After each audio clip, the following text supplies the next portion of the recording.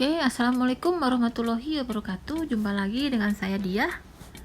Kali ini saya akan membahas chapter 18, yaitu likuidasi untuk corporate ya. Di sini ada corporate, jadi perusahaan, likuidasi perusahaan atau reorganisasi. Ini masih bagian pertama, yaitu kita bahas dulu likuidasinya. Nah, pertama kita harus memahami ya. Tujuan pembelajaran pertama adalah memahami filing ya. Filing itu pengajuan bankruptcy, kebangkrutan. Ini adalah undang-undang kebangkrutan, dimana di Amerika itu masuk chapter 7 ya.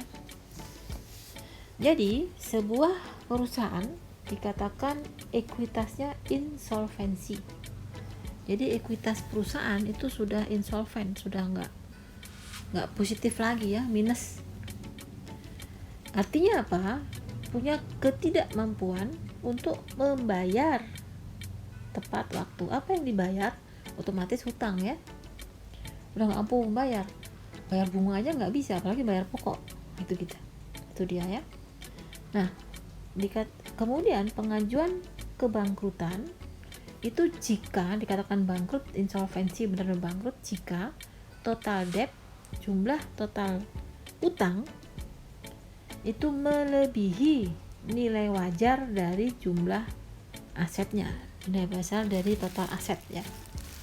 Artinya apa? Kalau total aset itu dijual dengan nilai wajar, itu hasilnya itu tidak bisa menutup utangnya. Nah, itu sudah tanda-tanda ke insolvensi ya, mulai bangkrut. Nah, kemudian undang-undang kebangkrutan itu menyediakan, memfasilitasi debt relief. Debt relief itu pembebasan utang untuk individu atau corporate sesuai dengan provisi ketentuan yang ada dalam chapter ya, yang ada dalam hukum kebangkrutan ya. Nah, sama seperti likuidasi persekutuan, likuidasi perseroan pun itu juga harus merubah aset-aset yang semula aset-aset non-kas menjadi kas. Dan kalau sudah jadi kas, siapa yang harus dibayar dulu? Ini urutannya nih. Yang harus dibayar dulu adalah beda sama yang kemarin ya, dengan persekutuan. Di sini ada, yaitu yang dibayar pertama kali adalah klaim terhadap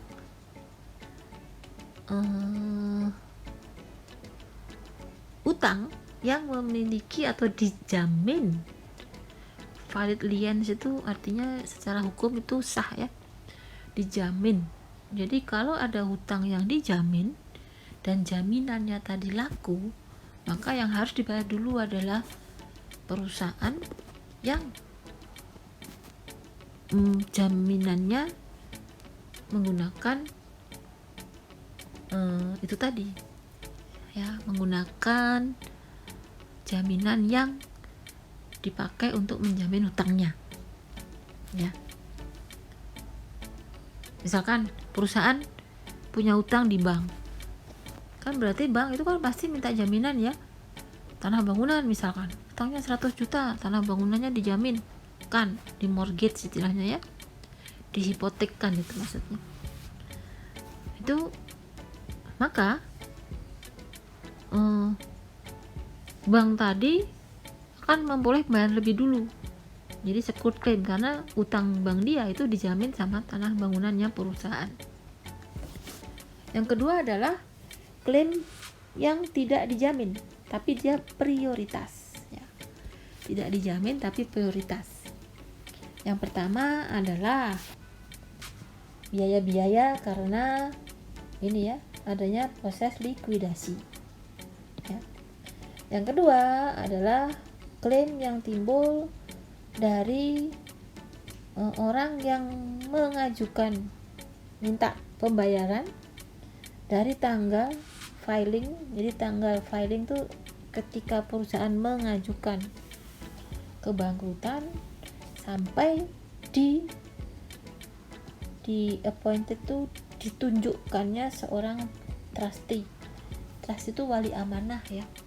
Jadi sebuah proses kebangkrutan itu diwakilkan dulu sama bisa perusahaan lain, bisa organisasi yang ditetapkan oleh pemerintah dari kebangkrutan ini ya, ditetapkan. Kemudian klaim untuk ini upah, gaji dan komisi itu dibayar dulu. Kemudian klaim juga untuk tunjangan benefit plan ya, tunjangan karyawan. Kemudian klaim terhadap individu terkait dengan jasa atau properti. Jadi kalau perusahaan itu punya misalnya jasa cleaning service, dia bangkrut, maka dibayar dulu tuh cleaning service-nya gitu. Kemudian klaim terhadap government. Ya biasa government kan, apakah ada taxes itu pajak, apakah ada cuti juga pajak ya. Cuti itu biasanya pajak di bandara itu cuti, lain-lain. Jadi pokoknya utang ke negara itu bayar dulu, ini masuk ke dalam klaim prioritas yang harus dibayar lebih dahulu. Nah yang ketiga, kok tadi kan tidak dijamin tapi prioritas, yang ini tidak dijamin dan tidak prioritas ya. Ini ada urutannya, ini dia, yaitu klaim terhadap mereka yang mengajukan klaim yang timely, jadi yang tepat waktu pengajuannya.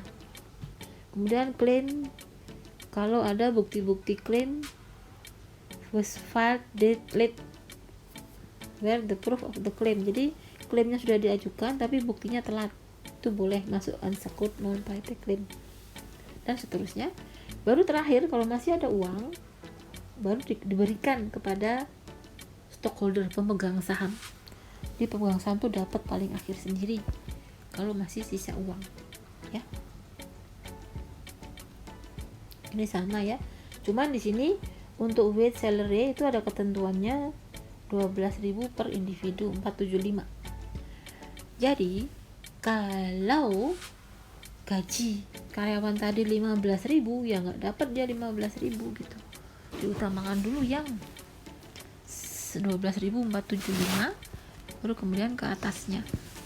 Dan komisinya itu yang komisi ini yang diperoleh atau yang didapat 180 hari ya, dalam jangka waktu 180 hari dari pengajuan petisi untuk kebangkrutan. Kemudian klaim terhadap employee benefit tadi itu apa, kayak tunjangan hari tua, itu ternyata juga ada batasnya ini ya. Kemudian klaim untuk individu karena purchase, lease, rental, properti dan seterusnya itu maksimal hanya sekian, jadi ada pembatasannya, nggak langsung dibayar semua. Misalkan tadi jasa cleaning service tadi itu ternyata cleaning service-nya habisnya 3 juta, $3.000, nggak bisa dibayar 3.000, hanya bisa dibayar adalah 2.775. Itu pun nunggu giliran ya, yang rendah-rendah dulu yang dibayar. Kemudian klaim terhadap government unit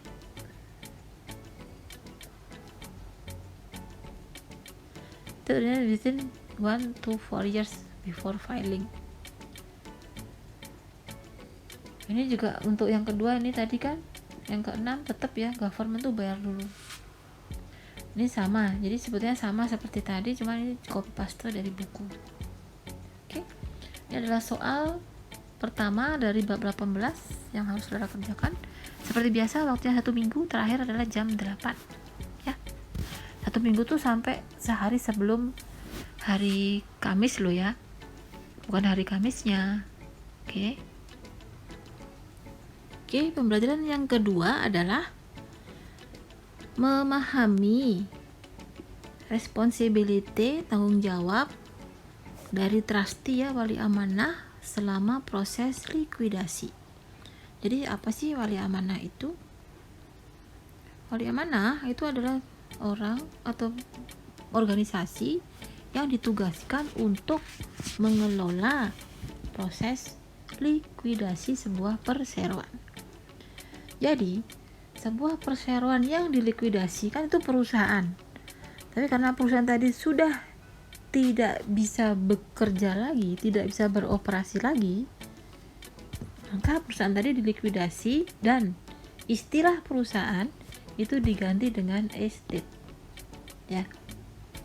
Jadi yang dikelola oleh trustee wali amanah itu adalah estate, bukan perusahaan, karena perusahaan kan harusnya bisa beroperasi, ini nggak bisa, ini cuma estate saja gitu istilahnya. Jadi trustee wali amanah itu akan mengambil alih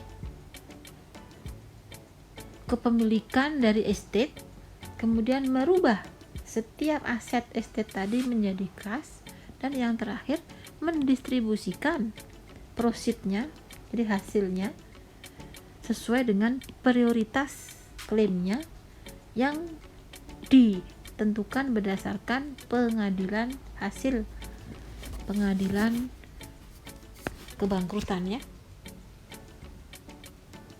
hasil pengadilan kebangkrutan. Itu adalah tugas dari trustee. Nah, apa saja yang harus dibuat?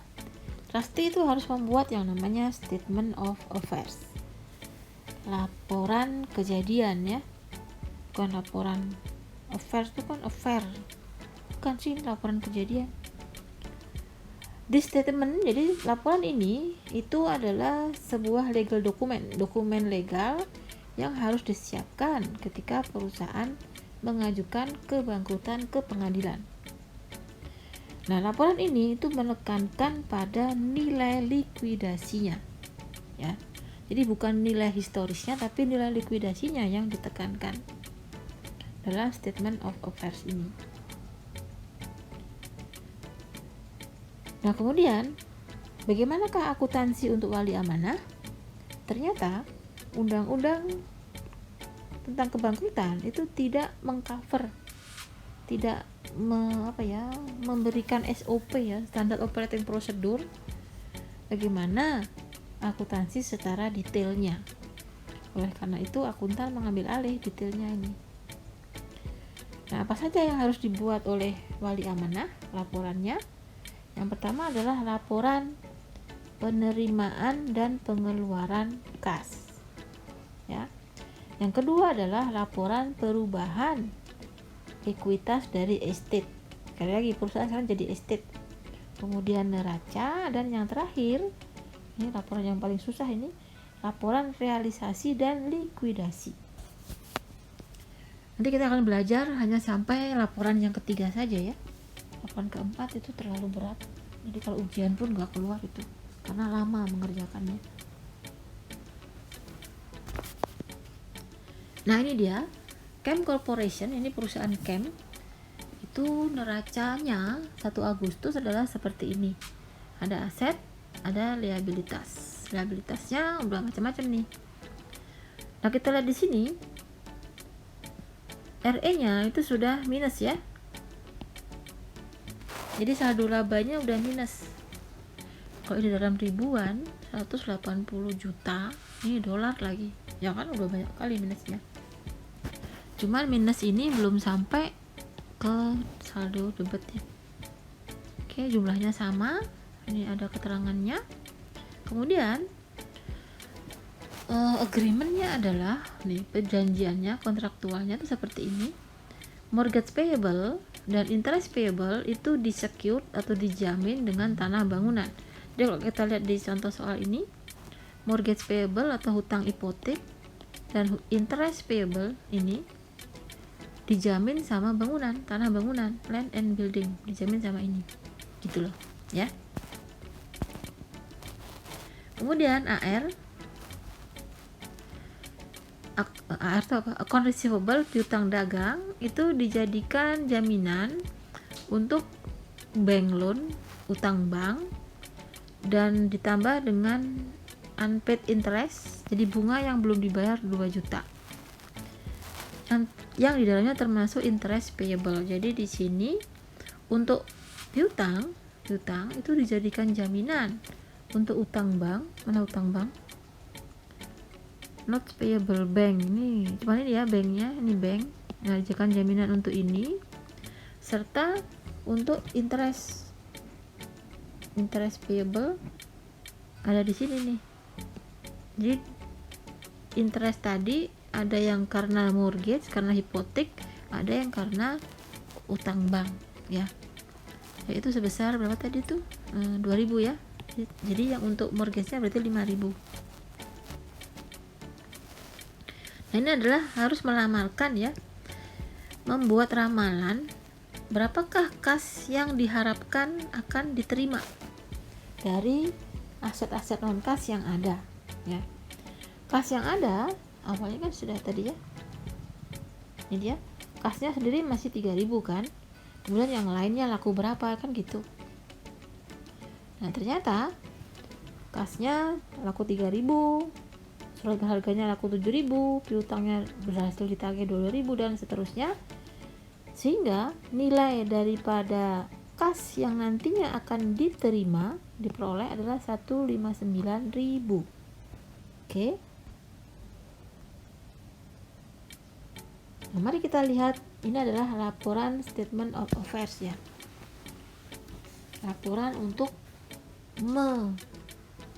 melihat nilai likuidasi. Nah, di sini laporannya agak sedikit berbeda dengan laporan yang lain. Di sini ada yang secure itu artinya yang dijamin, unsecure itu tidak dijamin. Nah, nilai bukunya ini yang sama dengan historis ya. Ini nilai historis. Sama seperti tadi di neraca 180. Cuman ini urutannya beda-beda. Kenapa? Karena yang dilihat dulu adalah yang dijadikan jaminan ya. Ternyata tanah dan bangunan itu nilainya adalah 55. Tetapi tadi kan laku dijual nih kan ya. Tanah bangunan mana ini dia? Laku dijual dengan harga 60. Jadi di sini 60 ini itu nanti dipakai untuk jaminannya, yaitu utang hipotek dan bunganya sebesar 55.000. Oleh karena itu, dari hasil atau proceed dari penjualan tanah bangunan masih sisa 5.000 yang bisa dipakai untuk membayar pinjaman yang tidak dijamin ya. Yang kedua adalah piutang. Piutang tadi berhasil ditagihnya sesuai dengan ekspektasinya. Expectednya adalah ini 22.000 ya kan.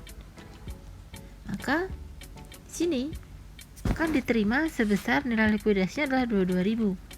Padahal dia dipakai untuk membayar atau menjamin pinjaman bank, yaitu notes payable, pinjaman wesel tagih, wesel bayar, dan untuk utang bunga sebesar 27. Akibatnya malah kurang kan ini.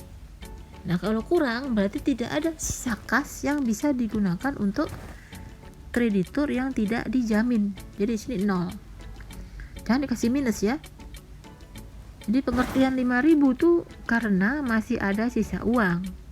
Tapi 0 ini karena udah nggak ada lagi uang yang bisa diberikan atau dijadikan pembayaran kepada klaim yang tidak dijamin. Lalu nilai marketable security, yang lainnya kan sudah tidak dijamin lagi ya kan, sehingga tidak perlu dicantumkan securednya, yang dijaminnya nggak usah lagi. Tinggal kasnya tetap kas 5.000, marketable security 7.000, ternyata juga laku 7.000, persediaannya 50, laku 55, expectednya masih ya, ini prepaid expense-nya dihapuskan, equipment-nya laku 12.000, dan intangible aset tak berwujudnya dinolkan, dihapuskan. Sehingga total kas yang tersedia untuk kreditur yang tidak dijamin adalah 82.000. Tapi ingat tadi, yang tidak dijamin kan ada yang tidak dijamin tapi prioritas, yaitu urutan kedua, ranking 2. Kalau kita lihat dari soalnya, yang prioritas adalah, ingat tadi kan pajak-pajak ya kan, prioritas. Wage, gaji kan, ini upah ya, juga prioritas. Apalagi yang prioritas nih, 2.000 sama 13.000. Ada lagi notes payable, jelas enggak. Ini kan utang supplier, enggak. Udah, jadi 15.000 adalah yang prioritas. Nah, maka 15.000 ini dibayar dulu kepada liabilitas atau kreditor yang prioritas. Sisanya adalah untuk kreditor yang tidak dijamin dan tidak prioritas, yaitu sebesar 67.000. Nah, masalahnya ada defisiensi, kekurangan dana dia sebesar 8.000. Dari manakah 8.000? Nah, kita lihat lagi. Kas yang kita terima expected konversinya adalah 159.000. Padahal yang harus kita bayar utangnya adalah, kita lihat di sini. Hutangnya kan 180.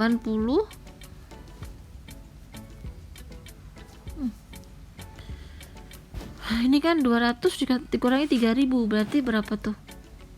180 dikurangi 3.000, 180 dikurangi 3 sama dengan 170, 7 ya, 177.000. Betul ya. Nah, hutangnya adalah 177.000, padahal kas yang diperoleh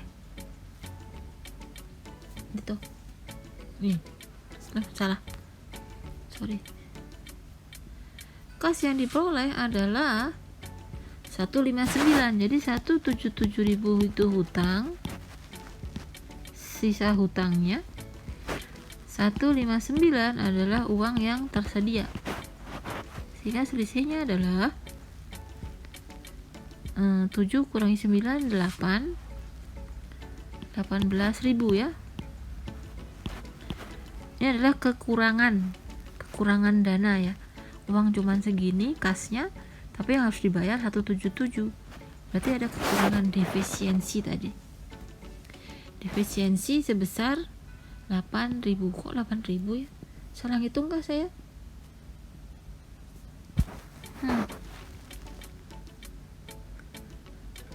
177 bener kan?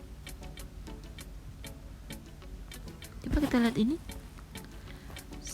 200 dikurangi 180 kan 3.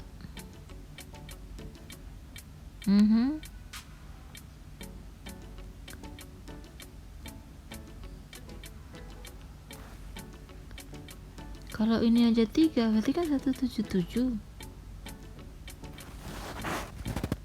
Salah kah? Iya. Kita ambil kalkulator ya.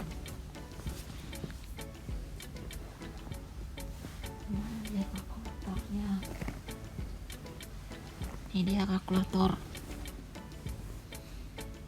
Utangnya ada berapa sih? Aduh.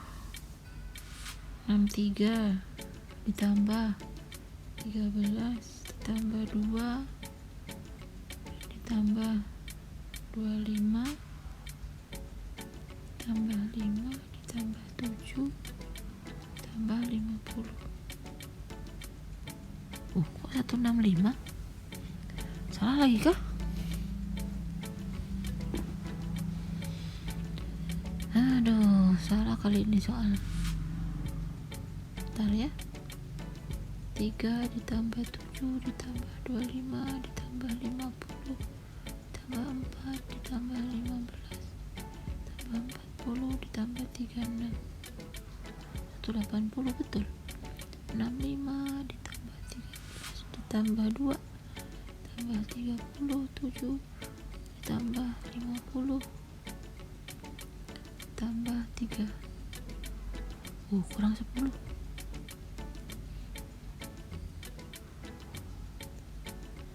Salah ngitung nggak? 65 13 2 37 50 200. Oh ya, salah ya. 200 dikurangi 187 kan 13. Berarti ini 167 ini. Ya, salah ngitung. 165 tadi. Sehingga di sini 167 dikurangi 159 adalah 8.000. Oke. Sehingga di laporannya cash defisiensinya adalah sebesar 8.000. Jadi jumlah kreditor yang belum dibayar 67 ditambah dengan cash defisiensi 8.000, maka total asetnya adalah 75.000 ya. Bagaimana dengan liabilitasnya? Ini juga ditentukan berdasarkan nilai likuidasi ya. Untuk book value udah sama aja dengan sesuai dengan historical cost-nya. Sedangkan untuk kewajiban itu ada yang dijamin dan tidak dijamin. Nah, kalau ini adalah hutang pajak dan hutang properti, ini bukannya dijamin tapi dia adalah prioritas. 15.000 adalah utang prioritas, bayar dulu. Kemudian yang dijamin juga dibayar dulu nih, fully secured, jadi kreditor yang dijamin secara keseluruhan, yaitu untuk mortgage payable, utang hipotek, dan hutang bunga. 55.000 kan tadi, dimana mereka itu dijamin oleh tanah bangunan ya. Nah, yang dijamin sebagian adalah hutang bank dan hutang ini. Yang dijaminnya cuman sebesar piutangnya adalah 22.000 yang bisa ditagih, sementara hutangnya adalah 27. Jadi masih ada hutang yang belum dibayar sebesar 5.000 gitu ya. Lalu ada account payable, jadi utang kreditor yang tidak dijamin, yaitu sebesar 65 ditambah dengan notes payable ke supplier sebesar 5.000. Capital stock dan ini sudah nggak ada ya, karena capital stock kan nggak diperhitungkan dalam nilai likuidasinya. Stoknya ini aja nggak bisa laku ya kan, banknya mau tutup, mana laku di pasar.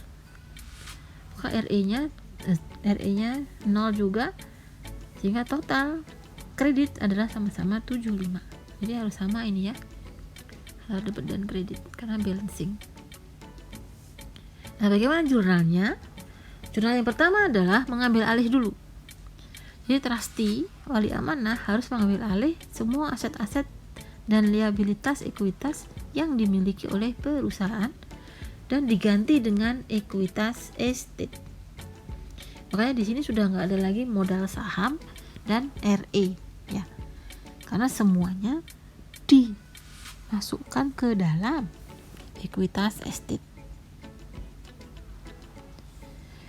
Nah, bagaimana jurnalnya? Ini ternyata ada transaksi yang terjadi ya. Yang pertama adalah adanya billing utility, jadi billing untuk tagihan untuk air, telepon, listrik misalnya ya, sebesar 500. Ingat, kembali lagi, kalau tagihan ini kan untuk beban air, beban listrik itu nggak dimasukkan dalam beban karena sudah dilikuidasi. Kalau likuidasi, rekening yang kita gunakan hanya rekening neraca ya. Sehingga di sini ekuitas estate akan berkurang dan diakui adanya hutang utilitas sebesar 500. Kemudian contoh berikutnya adalah dihapus bukukannya intangible asset atau aset tidak berwujud dan seterusnya. Jadi semua jurnal ini adalah untuk mencatat jurnal yang ini tadi nih. Ini dia. Jadi dapat uangnya segini itu ini. Ya di jurnal.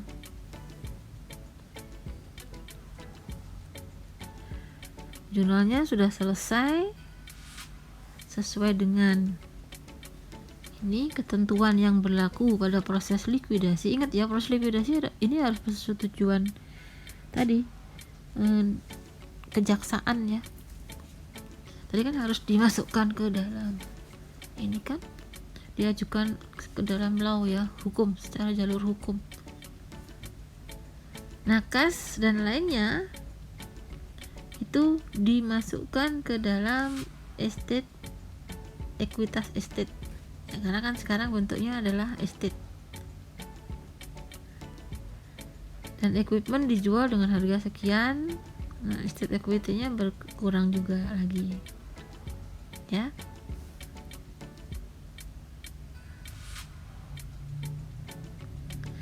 Ini masih transaksi dari trustee, dimana dia harus membayar hutang wage, hutang gaji atau upah, dengan hutang untuk pajak ya. Pajak kan punya pemerintah, jadi itu priority liabilities, liabilitas yang prioritas. Gaji karyawan juga demikian, tapi ada pembatasannya kan tadi.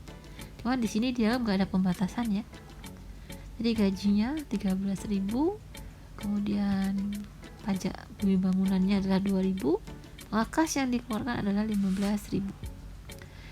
Tanah dan bangunan dijual dengan harga 64, mortgage payable and related interest dibayar.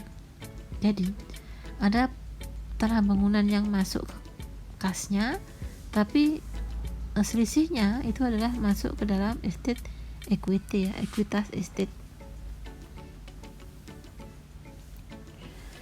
Selanjutnya, uang yang sisa itu dibayar sesuai dengan urutannya, yaitu urutan pertama adalah kreditur yang punya jaminan atau memberikan jaminan di BR ya. Oh, kok di BR? Di perusahaan ini ya, estate-nya tadi, perusahaan tadi Cap Corporation ya. Insurance policy included in prepaid expense are cancelled sebesar 1.000. Refund is received. Rupanya ada pembebasan asuransi sehingga ada refund untuk premi sebesar 1.000. Jurnalnya ini ya, diterima kas, prepaid expense-nya dihapus. Lalu jumlah 21 itu bisa di-collected, bisa ditagih, dan sisanya 4.000 dianggap tidak bisa tertagih. Kalau bisa ditagih 20.000, makanya didapat uangnya adalah kasnya adalah 21, benar enggak? Tapi di utangnya seluruhnya adalah sebesar 25.000 ya. Selisihnya masuk ke dalam estate equity. Ingat ya, nggak boleh tuh rugi penjualan bangunan, nggak ada, karena rugi itu ada di laporan laba rugi. Ingat, yang dipakai hanya laporan neraca. Lalu ada bank note yang juga dibayar, interest dan notes payable.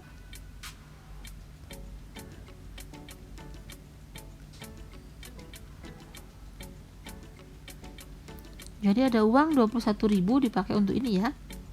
Sisanya expense-nya adalah 3.000 dibayar. Jadi depannya ada biaya untuk likuidasi. Lalu ada ini fee kepada trustee, kepada wali amanah juga dia harus dibayar sebesar 2.000. Trustee-nya dicatat sebagai akun yang accrual ya. Kalau memang belum dibayarkan tapi sudah disisihkan, sisihkan dulu kas. Yang dalam hal ini untuk membayar hutang kepada trustee atau wali amanah sebesar 2.000. Selanjutnya, ini ada laporan dari wali amanah ya. Wali amanah itu harus menyediakan 4 macam laporan, yaitu yang pertama laporan penerimaan dan pengeluaran kas, kemudian laporan perubahan ekuitas estate, neraca, dan yang terakhir ini laporan yang baru ya. Laporan ini cukup berat membuatnya karena harus memilah satu-satu realisasi dan likuidasinya. Oke, yang pertama adalah untuk membuat laporan laporan penerimaan dan pengeluaran kas. Yang kita di sini adalah summary-nya. Summary ini adalah bentuknya T-account ya. Maksudnya ini adalah buku besar dari kas ya. Buku besar kas ini tampak saldo kas awal adalah 3.000 seperti di soal tadi. Kemudian angka-angka di sini itu adalah angka-angka yang berasal dari jurnal-jurnal. Ya, jurnal-jurnal yang sudah dibuat, kita lihat. Anggap aja kita ambil jurnal yang penjualan ini ya. Nah, jurnalnya ya.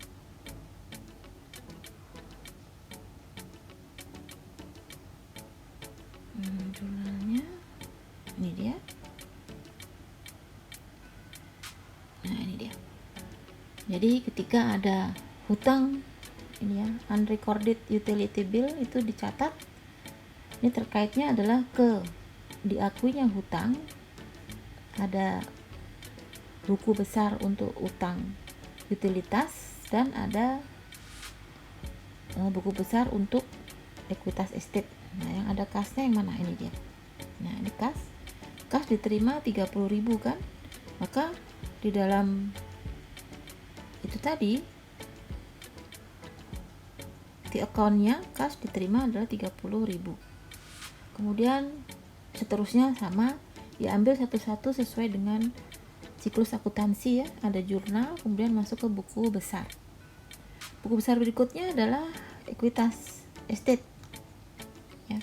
Jadi saldo ekuitas estate adalah bersaldo pada 1 Agustus bersaldo 13.000 ya. Nah, 13.000 ini berubahnya apa saja? Kembali lagi, ini adalah the account, berarti ini adalah buku besar yang kalau kita lihat persediaan, ini ada loss sebesar 2.000. Atau ada tadi ya, semua ekuitas estate dimasukkan saja kemari. Ini tadi adalah, nah mana? Oh sorry, yang pertama ya, dia. Tadi kan ada ekuitas estate di debit 500, kemudian ekuitas estate-nya di debit 6.000, kemudian debit lagi 2.000. Nah, semuanya tinggal dimasukkan saja ke dalam buku besar. Nah, nanti dari buku besar ini akan dibuatkan laporan. Ini laporannya. Jadi dibahas lagi, ini 3.000 adalah saldo kas, ini laporannya seperti ini. Ditambah dari semua penerimaan, jadi semua yang di arus kas tadi penerimaan, semua yang debit, kas debit, pengeluarannya semua kas kredit. Jadi tidak ada laporan arus kas seperti kas dari investasi, itu nggak ada. Yang ada hanya kas masuk dan kas keluar. Saldo akhirnya 39.200 ini harus sama dengan saldo akhir yang ada di balance ya. Ini saldo akhirnya 39.200 ya. Itu juga dengan laporan ekuitas. Kita perhatikan di sini ada perbedaannya, dibagi dua ya. Ini digabung langsung ya. Net loss-nya hitungannya dari sini, yaitu nilai buku dikurangi realisasi, dan profit itu hasil ya, hasil realisasinya. Nilai buku 25, realisasinya 21, jadi ada loss 4.000. Semuanya digabung, ini ada nggak loss again, semua digabung, nilainya adalah 18.800, dimasukkan ke mari. Nah, ini realisasi yang sudah dilikuidasi. Sementara yang diakui masuk di sini karena ini belum dilikuidasi, baru di ini ya, ditemukan. Ya. Begitu juga dengan biaya trustee, ini juga belum dibayar, berarti kan belum dilikuidasi, belum direalisasi, masih masuk ke dalam ekuitas estate, sehingga ekuitas estate semula bersaldo positif sekarang menjadi negatif karena banyak biaya-biaya yang belum dibayar dan rugi-rugi karena likuidasi dari aset non kas. Oke. Ini semua sebetulnya bagian dari ini tadi nih. Tinggal dipisahkan yang mana yang 11.300 kan ini ya saldonya, ini harus sama ini mana tuh 11.300 saldo minus. Itu laporan untuk perubahan ekuitas estate. Dan yang terakhir, ini balance sheet neraca dulu, belum terakhir ya. Neraca itu diambil satu-satu. Kasnya udah kita ketahui, yang lainnya berasal dari neraca awal. Oke. Seperti marketable securities atau surat berharga 7.000. Kan tadi kita nggak ada membuat tidak membuat the account untuk surat berharga. Kenapa? Karena surat berharga tidak ada transaksinya. Yang ada hanya transaksi awal di sini ketika mengakui atau mengambil alih dari perusahaan, diambil alih menjadi ekuitas estate. Jadi yang kita buatkan akun buku besarnya adalah yang mengalami perubahan. Ya, jadi tinggal yang tidak berubah kita masukkan ke dalam neraca akhir setelah Agustus ya. Jadi setiap bulan dibuatkan neracanya seperti ini, dan yang tampak di sini kasnya sesuai tadi dengan buku besar kas, kemudian ekuitasnya sesuai dengan buku besar ekuitas, dan laporannya otomatis ya. Total debit kredit biasa neraca harus balance seimbang. Nah, ini adalah laporan yang lumayan susah ya, dan tidak saya bahas banyak di sini. Saya hanya akan membahas perbedaan kenapa ini ada sisi debit dan sisi kredit. Ini sebetulnya sama ya. Sisi debit ini adalah kondisi sebelum ada likuidasi ya. Sementara sisi kredit ini adalah kondisi setelah likuidasi selama bulan Agustus.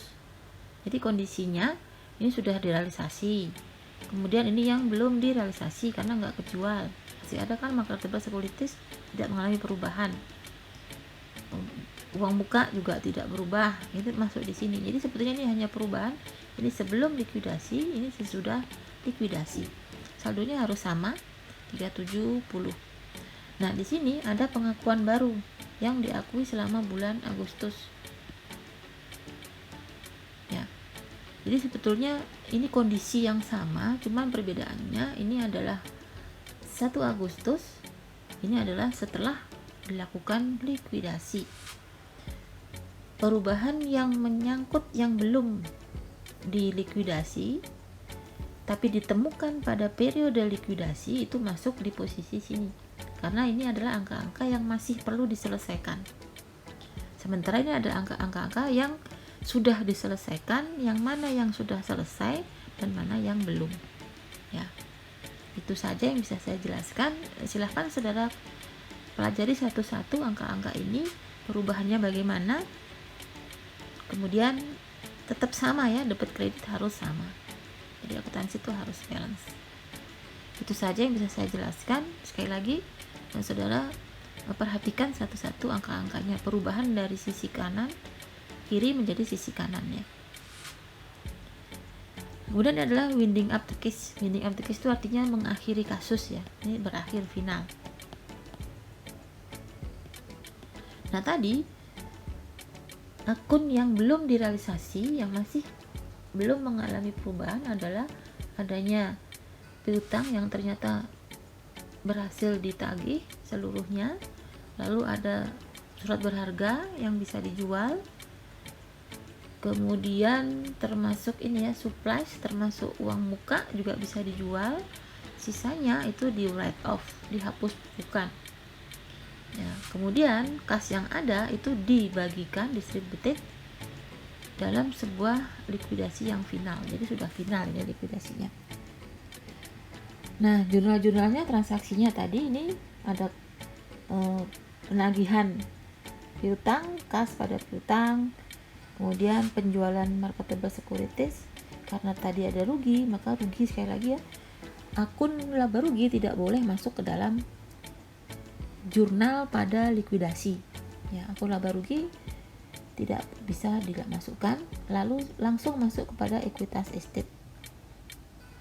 Nah, sama seperti likuidasi persekutuan kan, langsung pada modal-modal sekutu. Ini juga gitu, langsung pada ekuitas estate ya. Kalau ada selisih antara yang aset yang direalisasi dengan hasil realisasinya.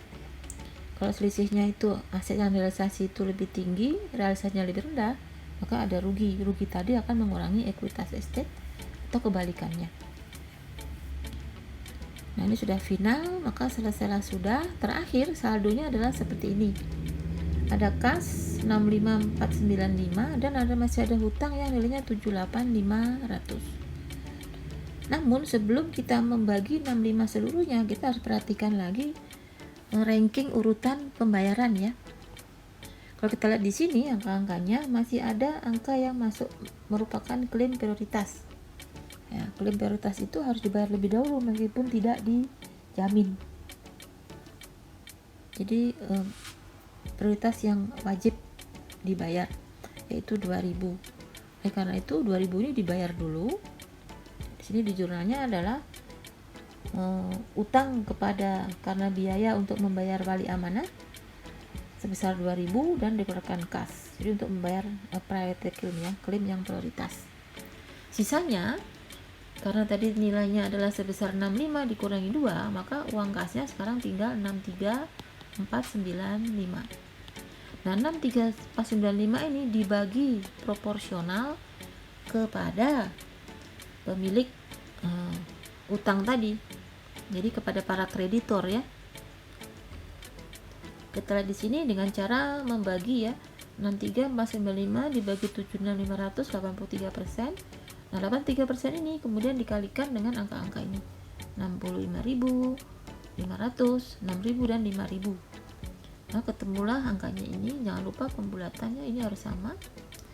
Selisihnya sisanya karena tadi ekuitas estate masih bersaldo minus 13.005, maka 13.005 ini juga harus diproporsional dibagi kepada para kreditor. Jadi kalau di sini adalah 83%, maka di sini harusnya adalah sisanya ya, yaitu sebesar 17%. Sisanya ini kemudian dibagi proporsional kemari, sehingga total ini ya, total untuk utang dagang ini adalah sebesar ini. Utang dagangnya adalah 65.000, maka ini totalnya ini tambah ini adalah 65.000. Artinya apa? Artinya utang dagang pemiliknya, kreditor atau supplier ini itu tidak dibayar semua. Dari 65.000 dia hanya mendapat kas 53.950, sisanya dihapuskan. Jadi namanya juga bangkrut ya. Jadi ada utang-utang yang tidak bisa dibayar, jadi dihapuskan. Oke. Nah, kalau udah di sini sudah nol semua ya. Akunnya udah nol semua. Ini kan sudah dikredit, ini juga sudah dikredit, habis, ini juga sudah habis, semua sudah nol, sehingga tidak perlu lagi membuat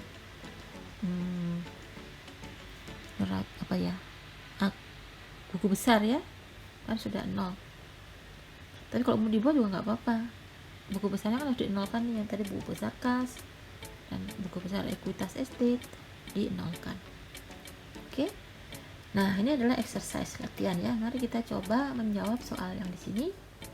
Di sini, Smart Company itu memiliki utang obligasi yang 50%-nya itu dijamin. Jadi dijamin sebagiannya, tidak dijamin seluruhnya, hanya 50% dijamin oleh realisasi dari aset pabrik. Nah, padahal Smart ini sedang mengajukan kebangkrutan sesuai dengan chapter 7. Jadi ini adalah undang-undang bab 7-nya yang menyatakan kebangkrutan itu, dan perhitungan terhadap utang-utangnya itu menunjukkan bahwa semua all the unsecured claim, jadi semua klaim yang tidak dijamin itu bisa dibayarkan 10% saja, can be paid, jadi bisa dibayar 10%. Nah, kalau realisasi dari aset pabrik tadi adalah 500.000, sementara ada hutang bond yang dilaporkan tadi dicatat masih ada 350.000, pertanyaannya, tentukan berapakah jumlah yang bisa dibayarkan kepada pemilik atau kreditor yang memiliki obligasi ini, ya. Jawabannya kita lihat di sini. Utang obligasi ya, ini utang bond, saya tulis saja bondnya karena lebih singkat, bond nulisnya nggak panjang-panjang. Saldonya adalah sebesar 350.000. Nah, padahal realisasi aset pabrik adalah sebesar 500.000 kan, 500.000. Nah, realisasi ini 50%-nya kalikan 500.000 sama dengan 250.000. Itu adalah untuk ini tadi kan, di secure atau dijamin untuk adalah utang bond, sehingga utang bond ini dibayarkan dari realisasi aset pabrik ya, sebesar 250.000. Tinggal saldonya yang tidak dijamin ya adalah sebesar berapa nih? 100.000 ya, 100.000 kurangi. Nah, dari tidak dijamin ini dikatakan akan dibayar 10%-nya, sehingga akan dibayar 10%. 10% dari 100.000 adalah 10.000, sehingga sisanya 90.000 ini tidak bisa dibayar. Nah, ini saldo akhir utang bond. 90.000 tidak bisa dibayar. Oleh karena itu, pertanyaannya, berapakah jumlah yang bisa dibayarkan untuk utang bond? Maka jumlah yang bisa dibayar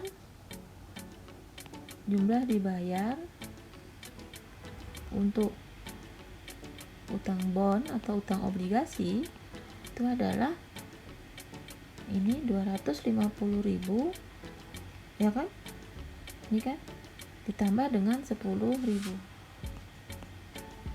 sama dengan 260.000. Nah, kalau pertanyaan ditambah, apa jurnalnya? Gampang saja jurnalnya, yaitu utang bond dibayar nilainya adalah 350.000, kan lunas ya, kan udah berakhir, anggap aja udah berakhir. Ini asumsi ya, asumsi final liquidation, likuidasi final. Maka utang bondnya dilunasi, dia akan dapat kasnya cuma 260, sisanya dibagi kepada ekuitas estate.